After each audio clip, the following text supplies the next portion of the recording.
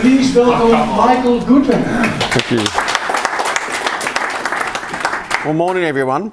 Obviously I'm going to be talking on our business today. A lot of the personal stuff about myself I think a lot of people actually already know, and if you don't then you should come and have a one-on-one meeting with myself.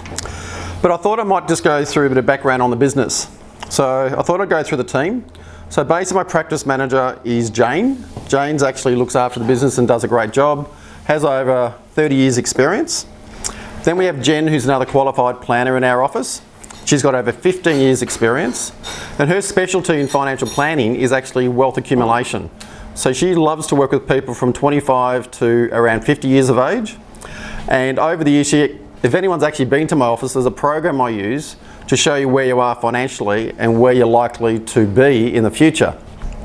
And as I mentioned in my info commercial, it can be quite confronting. Jen was actually one of the major writers of that program, and we use that quite a lot in our business. Then we have Nikki. Nikki's one of our admin people who are on the front desk, and she's halfway through her Bachelor of Commerce. And then David, my partner, he's got a diploma in a certificate in accounting, and he does all the bookkeeping. And then I've got a diploma of financial planning and a CFP, certified financial planning. So that's just a little bit of the business. Can everyone hear me okay?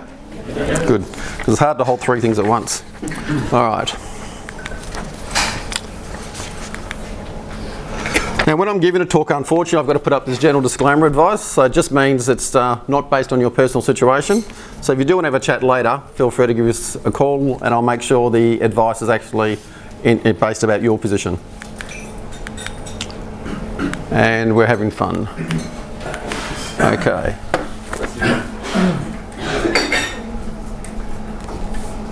So what I want to talk about today is objective-based investing instead of benchmark investing. So does anyone have a clue what I just said? Okay, over the last couple of weeks I've asked you to bring in your superannuation statements. Has anyone done that? Fantastic. So if you want to pull those out and look at them yourselves, I just want to briefly go through one page of that where you've got your pie chart. And on that pie chart of your portfolio, what it actually shows you is what percentage is in Australian shares, international shares, property and cash and fixed interest.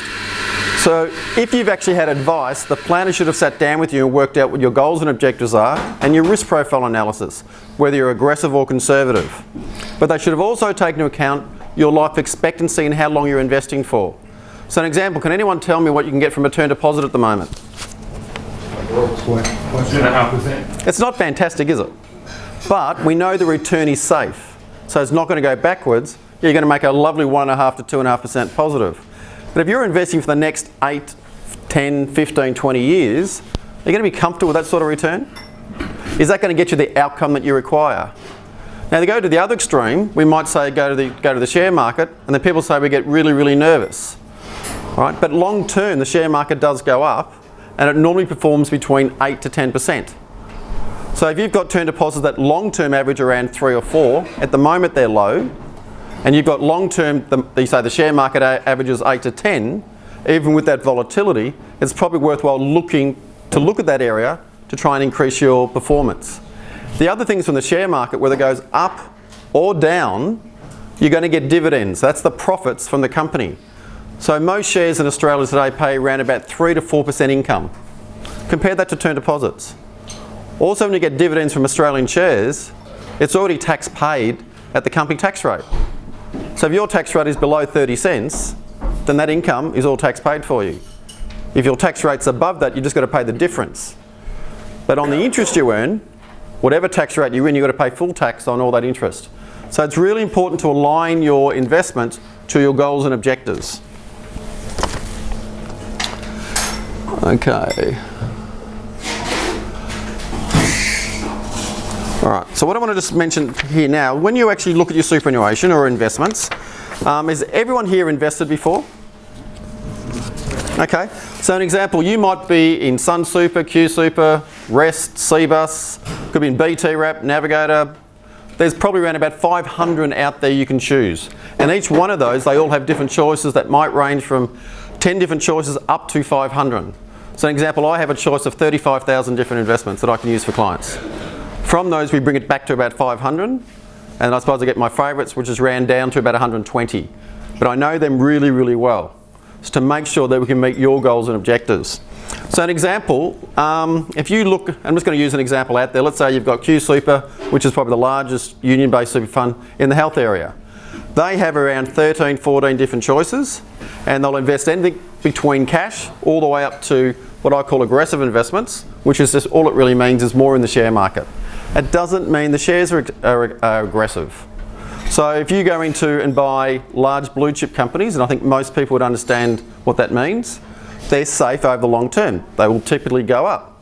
But if you go and buy shares worth 2 cents or 20 cents, does everyone think they might be a little bit more aggressive?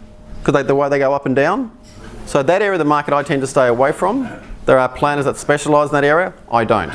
But the reason for it is that you can have those shares go up really, really well, and then the next week they can disappear and you've lost everything. So I sometimes describe myself as dull, boring and safe, right? But making sure we do get your goal, or try and achieve what you're after over the medium to long term. Now the other thing I want to talk about is benchmark objectives. So when you go into a fund, and let's say we just look at the Australian share market, you'll hear on the news each night the All Ordinaries Index. And that's roughly 380 shares in there, and it does vary from time to time.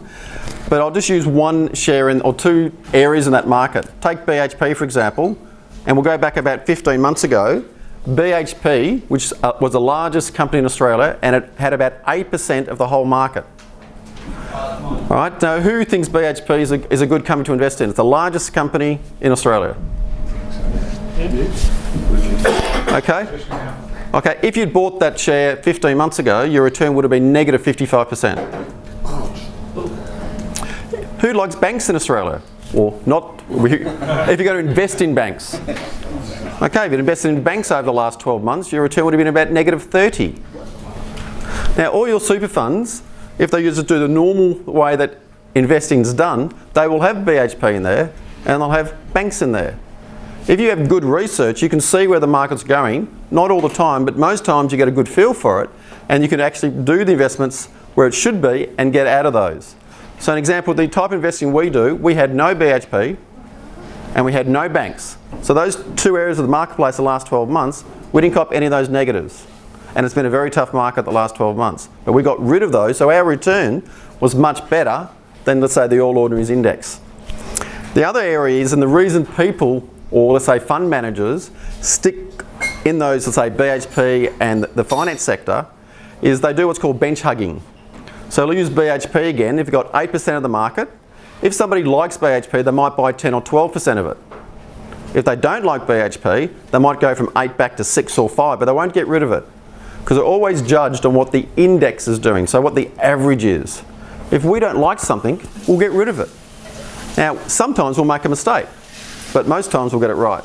And what that does, when the markets fall, your portfolio won't fall as much. So when the markets turn around and start going back up again, you've got more capital there to go forward, which is really, really important when you're actually investing for 5, 10, 15 years.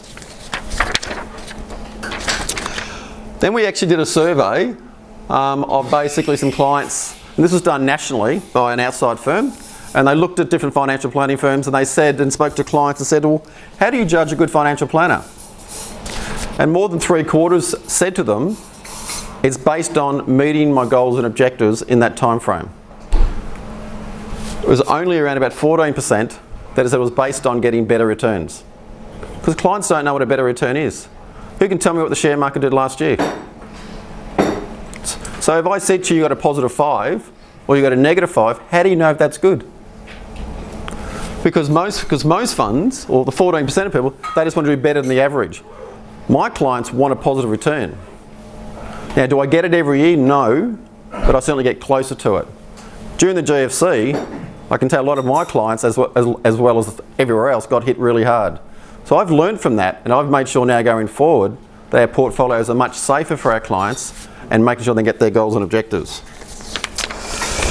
Another example of a different type of investing, we said objective-based and benchmark. So what I've done here is just give an example. Now, Schroders are one of the largest investment houses in the world. Ibbotson, which is owned by Morningstar, is the largest research house in the world, but it's actually not large in the area of investing. So this is just an example of one out there that's probably one of the largest. In the last 6 months, 1.54% return. 12 months, you can see the figures. Now look at over 3 years, 6.94 and 8.2. They don't seem huge, but imagine that compound factor over 5 years, 10 years, 15 years, 20 years. Now, I don't know what the average room in here, but let's say I had to guess the average age in here was 45, maybe 50. All right, people say, well, I'm only going to have to invest for 15 years. Well, you're actually not. The average life expectancy is around 82, 83. So everyone in this room has basically you're investing for a minimum of 20 to 30 years. So you should be putting some of your portfolio in those growth areas, but it's still important to have cash and fixed interest. But what is the percentage you should have? Well, that's where we can sit down and work that out with you to make sure we keep you on track. Okay. I hope that's been a little bit of benefit to you. Thank you.